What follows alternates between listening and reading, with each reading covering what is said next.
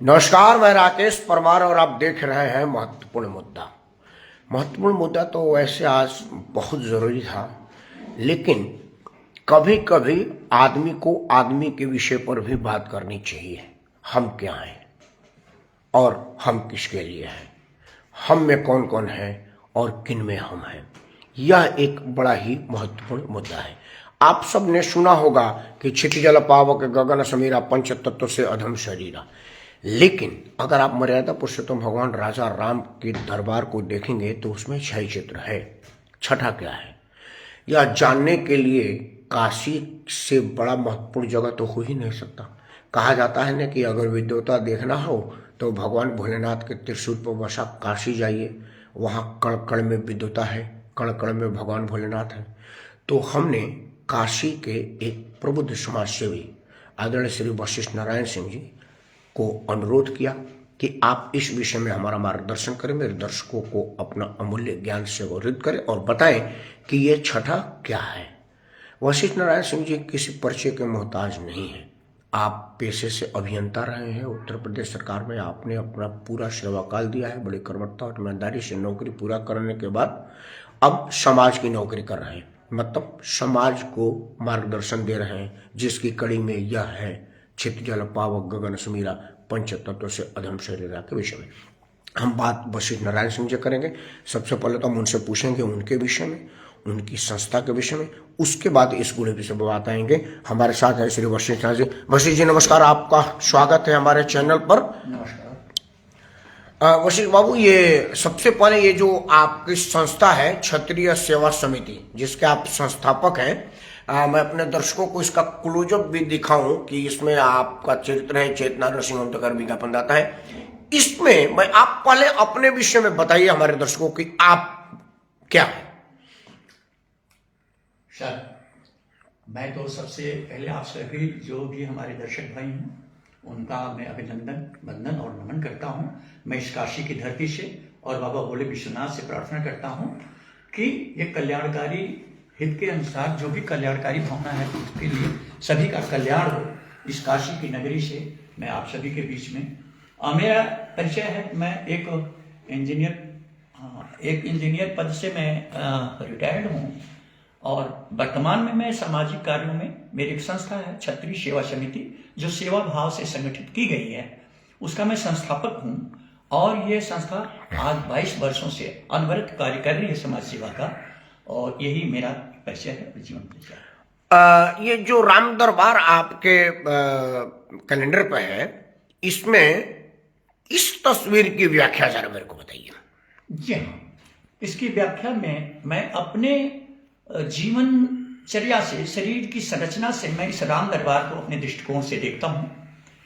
इस राम दरबार में 6 चित्र हैं और जैसे हमारी शरीर 5 तत्व से बनी हुई है, इन 6 चित्रों में 5 हमारे तत्व के रूप में विराजमान हैं। जैसे भरत जी का चरित्र सबसे उच्च है रामायण में, और इनकी वाणी शीतलता का भाव लिए हुए निकलती है। किसी भी समय इनकी जो भी वाणी निकली है, व्यक्ति की शीतलता के भाव से, उनके चरित्र ऊंचा होने के से शीतलता, तो जल शीतल का भाव होता है, इसलिए इनको हम जल तत्व के रूप में देखते हैं। भरत जी हमारे जल तत्व के रूप में इस राम दरबार में विराजमान है। और ठीक दूसरे चित्र लक्ष्मण जी का है, जो ये इनको हम अग्नि तत्व के रूप में इसमें हम स्थापित देखते हैं, क्योंकि लक्ष्मण जी की वाणी जब भी निकली है तो अग्नि समान निकली है, तो ये उसमें अग्नि तत्व के रूप में इस राम दरबार में विराजमान है। तीसरा चित्र हमारा शत्रुघ्न जी का है, जिनकी वाणी रामायण में जिनकी चर्चा बहुत कम हुई है। ये हमारे शून्यता के भाव को लेते हैं और हमारा आकाश शून्य का भाव है, इसलिए आकाश तत्व के रूप में इस राम दरबार में हमारे विराजमान है। ये 3 तत्व के बाद चौथा तत्व, इसमें हनुमान जी का चित्र है। हनुमान जी हमारे पवन पुत्र हनुमान जिनको कहते ही हैं, ये वायु तत्व के रूप में इस राम दरबार में विराजमान हैं। और 5वां जानकी मैया जी हैं, इनको हम क्षिति के रूप में देखते हैं, पृथ्वी के रूप में देखते हैं, क्योंकि ये पृथ्वी से ही पैदा हुई और पृथ्वी में ही समाहित हो गई, तो ये हमारे पृथ्वी तत्व के रूप में विराजमान है।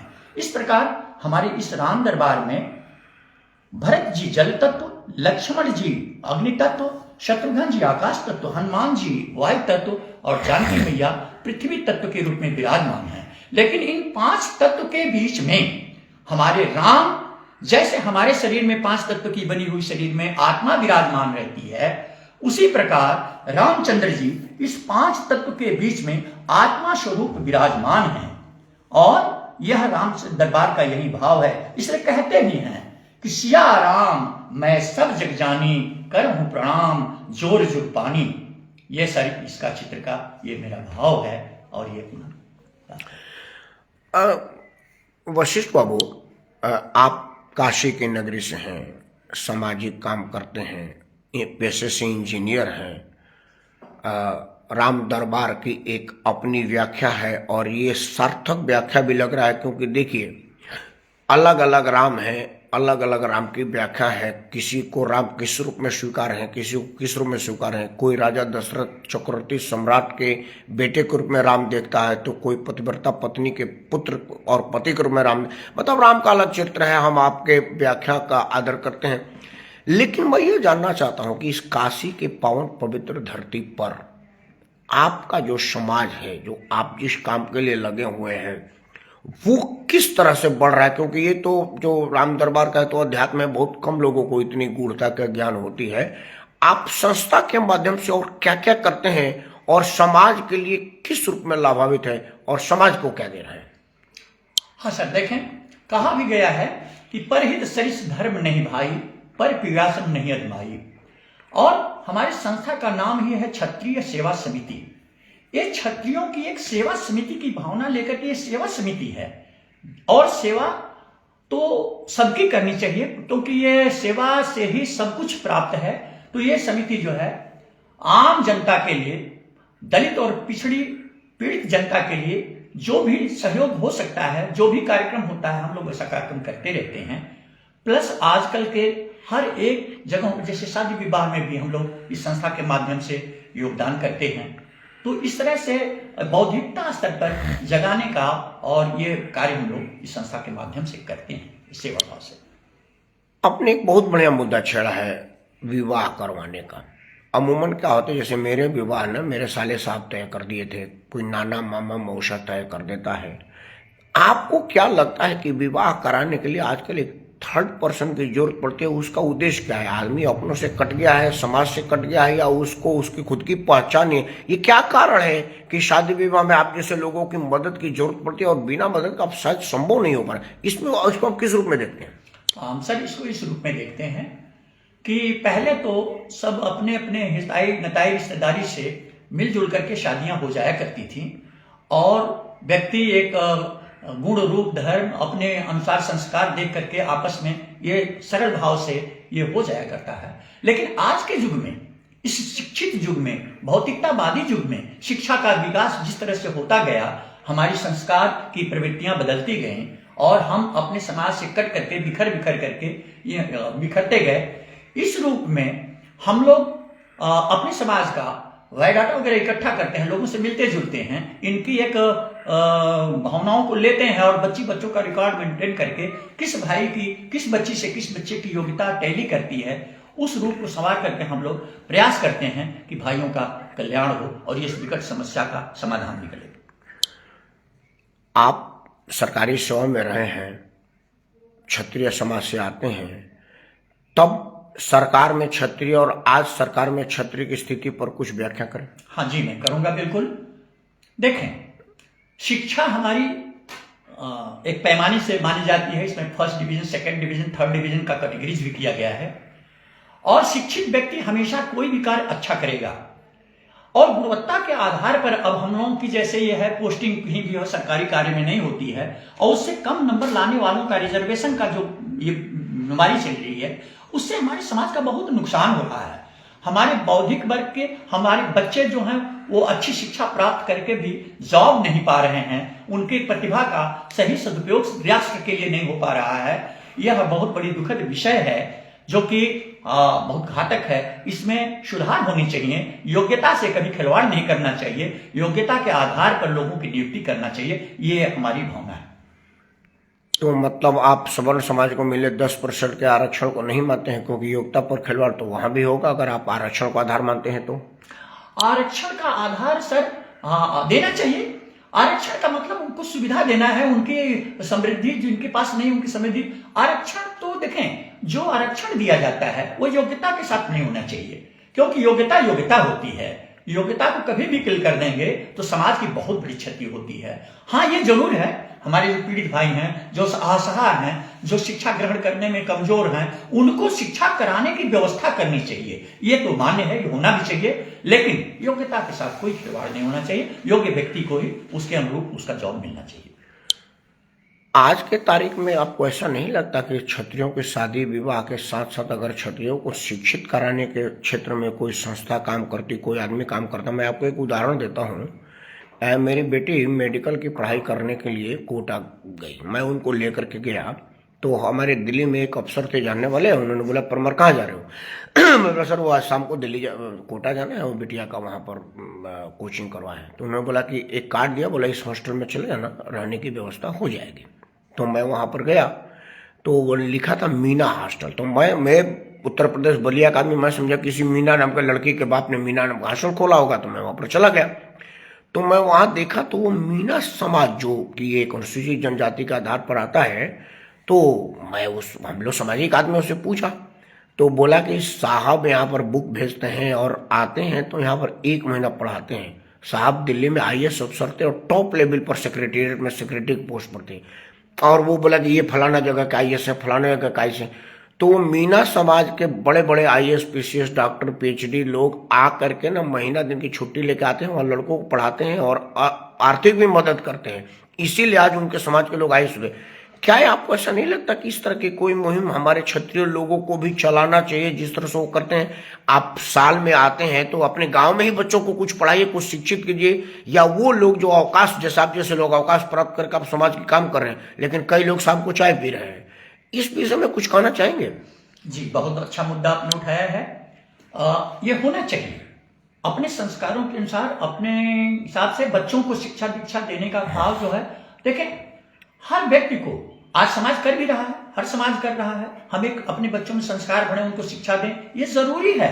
और ऐसी संस्थाएं अब आ भी रही हैं। खुशी का बात यह है कि हर समाज उत्थान अपने के लिए चाह रहा है, ऐसा आ भी रहा है। हम लोगों ने देखा है बहुत संस्थाएं इस तरह की कार्य कर रही हैं, हम इसके समर्थक हैं, करना चाहिए। बनारस में आप कब से रह रहे हैं और क्या बदलाव देखें तब के बनारस में और आज के बनारस में, जिसको हम काशी के नाम से जानते हैं? जी, ये भी मुद्दा बहुत अच्छा आपका है। मैं बनारस में, ऐसे तो मेरा जनपद ही बनारस था ही, पहले से ही था, और अब तो मेरा जनपद चंदौली जनपद हो गया इसी बनारस का एक पार्ट्स कट करके, लेकिन मेरा आवास अब हो गया। मैं 98 से यहाँ पर अनवरत बनारस में मैं रह रहा हूँ और बहुत परिवर्तन आया है। बनारस चूंकि यह प्रधानमंत्री जी का क्षेत्र भी है और यहाँ पर इतना परिवर्तन आया है, इतना अच्छा आया है कि हम अपने संस्कृति में अपने पुरानी परंपरा को रखते हुए भी नए परंपरा को संजो रहे हैं। ये हमारे परम आदरणीय माननीय प्रधानमंत्री जी और हमारे परम आदरणीय माननीय मुख्यमंत्री जी का ये भाव इस काशी की नगरी में, बाबा भोले विश्वनाथ की नगरी में ये अब दिख रहा है, और यह काशी नगरी धर्म के रूप में अब बहुत काफी सुसज्जित होती जा रही है। इस बात का हमको गर्व है। बनारस के रहने वाले के हैसियत से बताइए कि बनारस में क्या चीज जो बहुत जल्दी होनी चाहिए और क्या चीज जिसको हो भी जाना चाहिए? हाँ सर, बिल्कुल। अब तो विकास यहाँ का हो रहा है, लेकिन जल्दी क्या चाहिए कि हमारी संस्कृति जो बिगड़ रही है उसमें, अब जैसे हम लोगों की संस्कृति बिगड़ते बिगड़ते अब इसको लगने लगा है कि अब हम राष्ट्र के प्रति जागृत हो रहे हैं, और समाज वह राष्ट्र जिसका खुशहाल है, हर व्यक्ति वहां का खुशहाल होता है। यहाँ पर जैसे राम का मंदिर का निर्माण अयोध्या में हुआ, वैसे हम तो ये चाहेंगे अगर बाबा भोले विश्वनाथ तक है, का विकास भी हुआ है, हो भी रहा है, उम्मीद भी है, और इसको इस परंपरा को भी उसी तरह से यहाँ स्वतंत्रता मिलनी चाहिए, और इस कार्य यहाँ भी कार्य होना चाहिए जो वहाँ हो चुका है। इंजीनियर साहब, अगला 2 मिनट आपके पास है। ना तो मेरा कोई प्रश्न है, ना ही मेरा कोई बात है। 2 मिनट आप क्या अपने लोगों से कहना चाहते हैं जिसमें आप इंजीनियर की हैसियत से कहेंगे, क्षत्रिय समाज के एक संस्थापक के रूप में कहेंगे, बनारस के निवासी के रूप में कहेंगे और सबसे पहले भारतीय के रूप में कहेंगे। 2 मिनट में अपनी बातें। जैसे मैं यही कहना चाहूंगा कि मानव जीवन जो है यहाँ पृथ्वी पर रूप में जो आया है सबसे बौद्धिक है, और हम लोगों को यहाँ आने के बाद ये कल्याणकारी कार्य ही करना चाहिए और आध्यात्मिक होना चाहिए। आध्यात्मिक व्यक्ति कभी गलत कार्य नहीं करेगा।